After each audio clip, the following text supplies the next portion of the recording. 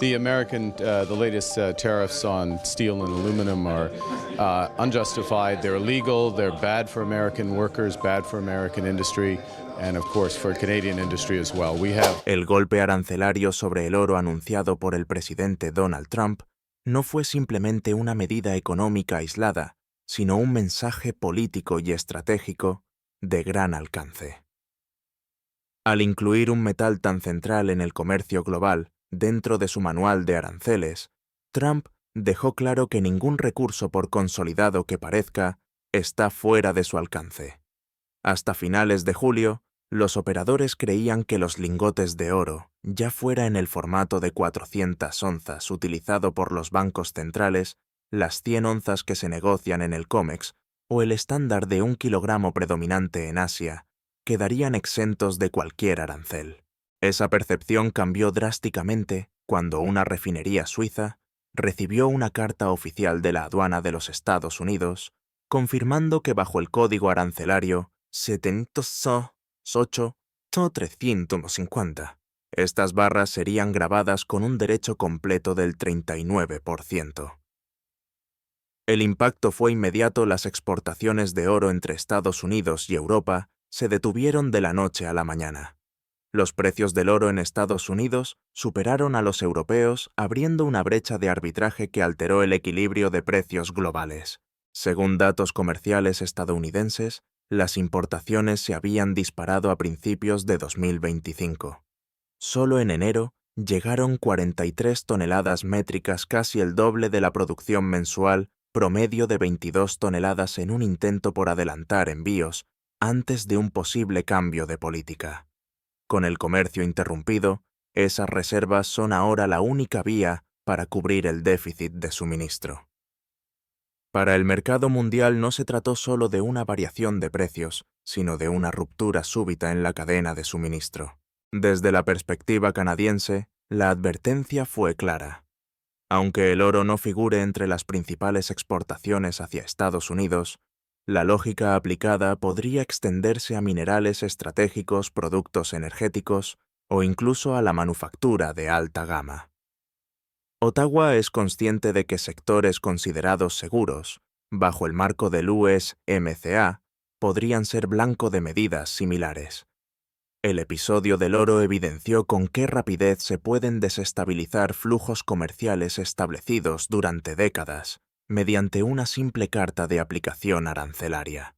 El presidente Trump utiliza la sorpresa como herramienta de presión, manteniendo a sus interlocutores fuera de balance. Con este movimiento envió una señal no solo a Europa, sino a todos los socios comerciales. Ningún acuerdo previo garantiza inmunidad ante su política de desequilibrio bilateral cero. Este estilo de negociación basado en golpes rápidos y contundentes busca forzar concesiones antes de que los afectados logren coordinar una respuesta común. En Europa la reacción fue de desconcierto. La Unión Europea, que acababa de sellar acuerdos marco en otras áreas, interpretó el gesto como una ruptura de confianza. En Suiza, donde la refinación de oro es un pilar económico, las autoridades comenzaron a evaluar represalias discretas mientras los exportadores buscaban rutas alternativas hacia Asia y Oriente Medio. Sin embargo, la rapidez de la medida dejó a muchos actores sin margen de maniobra. Para los analistas de mercados, el shock del oro no solo elevó la volatilidad en los precios de metales preciosos, sino que también encendió alarmas en otros sectores como el cobre, el aluminio o incluso los bienes de consumo de lujo. Las bolsas reaccionaron con caídas en empresas mineras y joyeras, mientras los inversionistas se refugiaban en activos no sujetos a aranceles inmediatos. El episodio dejó claro que en la era Trump la estabilidad comercial es una ilusión momentánea y que la política puede alterar en días lo que la economía tarda años en construir. La siguiente fase de esta historia se desarrollará fuera del mercado del oro, pues los socios comerciales de Estados Unidos, empezando por Canadá, se preparan para evitar que el próximo golpe arancelario afecte sectores vitales para sus economías. Para Canadá, el episodio del oro funcionó como un ensayo general de lo que podría ocurrir si la Casa Blanca decide extender la misma lógica a otros sectores estratégicos. Aunque el país no dependa del oro para su balanza comercial con Estados Unidos, la experiencia suiza demostró que ningún rubro está a salvo. Ottawa entiende que productos como los minerales críticos para la tecnología, el petróleo, el gas natural o incluso los componentes de la industria automotriz podrían convertirse en objetivos inmediatos si Trump considera que generan un superávit comercial perjudicial para Washington. El primer ministro Mark Carney y el gobierno canadiense han adoptado una postura dual: firmeza en público y cautela en privado. Mientras el premier Doug Ford responde con cifras y declaraciones duras. Carney mantiene abiertos los canales diplomáticos con Washington. Esta combinación busca enviar un mensaje claro. Canadá no cederá ante un acuerdo desfavorable, pero tampoco se aislará de la mayor economía del mundo. La meta es proteger los sectores vulnerables sin caer en una escalada que pueda desembocar en una guerra comercial total. La preocupación de Ottawa no es teórica. El 1 de agosto, Estados Unidos impuso un arancel del 35% a bienes canadienses no cubiertos por el USMCA, entre ellos acero, aluminio, madera blanda y numerosas autopartes. El golpe se sintió de inmediato en el segundo trimestre de 2025. Las exportaciones totales de Canadá cayeron un 13%, mientras que las energéticas se desplomaron casi un 20%, afectando duramente a Alberta. El sector automotor, ya presionado por la competencia global y la transición hacia vehículos eléctricos, vio aumentar los costes y reducir la demanda. En este contexto, la lección del oro es una advertencia palpable. La interrupción súbita de un flujo comercial consolidado obligó a Suiza a improvisar salidas, y Canadá no quiere verse en una situación similar con productos de los que depende su economía. La diversificación de mercados y la creación de reservas estratégicas aparecen ahora como prioridades en la agenda económica canadiense. Los analistas señalan que el gobierno está reforzando su monitoreo de sectores críticos, desde la cadena de suministro de baterías de litio hasta la exportación de gas natural licuado. También se han intensificado las conversaciones con socios asiáticos y europeos para encontrar nuevos destinos a exportaciones clave, evitando así que una sola decisión en Washington paralice sectores enteros. No obstante, la amenaza no es solo económica. La imprevisibilidad de las medidas estadounidenses genera un clima de incertidumbre que desincentiva la inversión extranjera. Empresas multinacionales que utilizaban Canadá como base de producción para el mercado norteamericano ahora dudan antes de ampliar operaciones, temiendo que los aranceles les cierren la puerta a Estados Unidos. La prensa canadiense ha descrito esta situación como una tormenta comercial perfecta, en la que los sectores tradicionales como el acero y la madera coinciden en vulnerabilidad con los emergentes como la tecnología verde. En Ottawa, la narrativa oficial intenta mantener la calma, pero las reuniones a puerta cerrada revelan un tono más urgente. Los informes internos advierten que la próxima lista de aranceles podría incluir componentes electrónicos, maquinaria agrícola o incluso alimentos procesados, rubros donde Canadá tiene ventajas competitivas que irritan a la administración Trump. Lo que está claro es que para Canadá, el tiempo de la complacencia ha terminado. El gobierno está elaborando planes de contingencia para responder en cuestión de horas a cualquier anuncio de Washington. El episodio del oro ha pasado de ser un asunto lejano en Europa a convertirse en una señal roja en el tablero de control de Ottawa. La pregunta es, ¿estará Canadá listo para el próximo movimiento o el siguiente golpe de Trump tomará a todos por sorpresa, como ocurrió con el oro? Esa respuesta comenzará a vislumbrarse en los próximos meses cuando la presión económica se combine con las negociaciones comerciales de alto nivel. El impacto de la política arancelaria de Trump no se limita a las fronteras canadienses. En Estados Unidos, los efectos empiezan a sentirse en múltiples sectores y no precisamente en los países que eran el blanco original de las medidas. Las empresas estadounidenses, desde fabricantes de automóviles hasta minoristas, están absorbiendo pérdidas significativas. General Motors reportó 1.100 millones de dólares en pérdidas relacionadas con aranceles en el segundo trimestre de 2025, mientras que Ford informó un impacto de 800 millones. Stanley Black & Decker anticipa un golpe similar para todo el año, y Apple ha reservado 1.100 millones adicionales para cubrir el coste de las nuevas tarifas. Estos números no son simples estadísticas, se traducen en empleos perdidos, precios más altos para los consumidores y un ambiente empresarial de creciente incertidumbre. Un proveedor de autopartes en Detroit, por ejemplo, anunció el cierre de un almacén y el despido de decenas de empleados, ya que los costes arancelarios hacen insostenible su operación. En Dallas, minoristas como Walmart y Best Buy han comenzado a trasladar parte de esos costes a los clientes, lo que significa que productos tan cotidianos como el champú, los zapatos o incluso el café están subiendo de precio. Reuters ha documentado aumentos explícitos vinculados directamente a los aranceles. El café que Estados Unidos importa en un tercio desde Brasil, país, ahora sujeto a tarifas, podría ser el próximo producto en golpear el bolsillo de los hogares. Economistas advierten que este podría ser el momento en que la opinión pública estadounidense empiece a sentir de forma tangible el peso de la guerra comercial.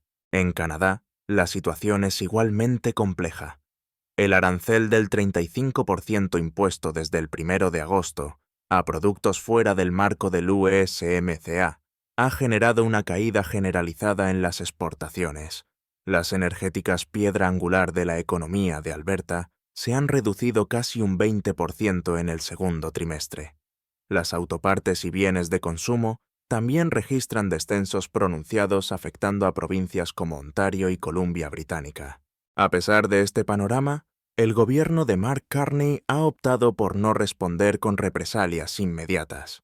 En lugar de ello, la estrategia se centra en reposicionar a Canadá dentro del comercio norteamericano y global. Esto implica identificar oportunidades para compensar las pérdidas en el mercado estadounidense mediante acuerdos con otros socios y, sobre todo, evitar una espiral de sanciones que pueda erosionar más la confianza de los inversionistas. La prensa internacional ha subrayado el contraste de estilos mientras Trump utiliza la presión económica como un arma de choque rápido, Carney y apuesta por la resistencia estratégica. Según varios analistas, esta diferencia podría ser determinante si la guerra comercial se prolonga. El costo político para Washington podría aumentar a medida que los votantes estadounidenses perciban que las políticas destinadas a traer empleos de vuelta están encareciendo la vida diaria y afectando a las empresas nacionales. Este choque de enfoques plantea una cuestión de fondo. ¿Qué modelo prevalecerá en una economía global interdependiente? Por un lado, el proteccionismo inmediato busca resultados rápidos, pero puede generar un daño estructural a largo plazo. Por otro, la paciencia estratégica intenta capear las tormentas comerciales, reforzando la resiliencia para futuros conflictos. A medida que avancen los meses, la presión sobre ambas economías aumentará. Las empresas buscarán formas de reorganizar sus cadenas de suministro para eludir aranceles, mientras que los consumidores ajustarán sus hábitos de compra frente al alza de precios. En este escenario, cualquier nuevo movimiento desde la Casa Blanca podría desencadenar otra ola de incertidumbre tanto en Wall Street como en Bay Street. La siguiente jugada de Ottawa será decisiva, pues no se trata solo de resistir, sino de preparar el terreno para un cambio estructural que reduzca la dependencia del mercado estadounidense y anticipe futuras ofensivas comerciales. Ante el aumento de tensiones y la volatilidad comercial, Canadá ha iniciado un giro estratégico para reducir su dependencia de Estados Unidos y ampliar su red de socios. Este cambio se ha materializado principalmente en dos frentes: un fortalecimiento de los vínculos con México y una mayor aproximación a la Unión Europea. La prioridad es diversificar destinos de exportación y blindar sectores clave frente a las sorpresas de Washington. En el frente norteamericano, Ottawa y Ciudad de México han encontrado un terreno común. Ambas naciones se enfrentan a un presidente estadounidense que prefiere acuerdos bilaterales y que utiliza los aranceles como herramienta de presión política. La visita de alto nivel de François-Philippe Champagne, ministro de Finanzas, y Anita Anand, ministra de Asuntos Exteriores a la capital mexicana, fue mucho más que un gesto diplomático, fue un paso calculado para sellar una alianza de conveniencia ante un socio común difícil.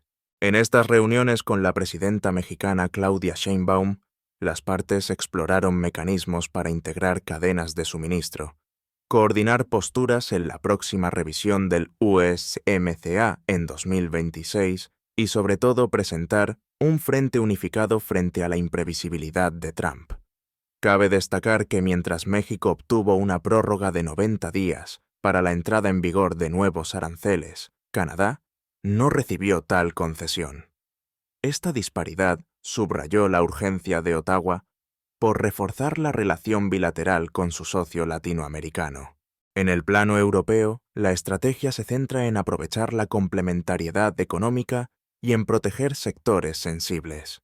Tras el golpe del arancel al oro, la Unión Europea ha mostrado interés en incrementar intercambios con socios que comparten su preocupación por la estabilidad comercial. Canadá, con su reputación de socio fiable y su acceso a recursos estratégicos, busca capitalizar ese interés para firmar nuevos acuerdos de inversión y comercio. El trasfondo de estas maniobras es claro: cuanto más diversificada sea la cartera de mercados canadienses, menor será el impacto de un golpe arancelario desde Estados Unidos.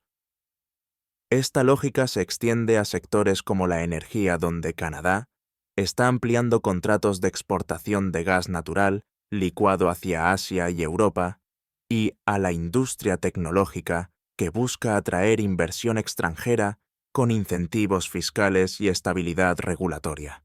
Sin embargo, este viraje no está exento de desafíos.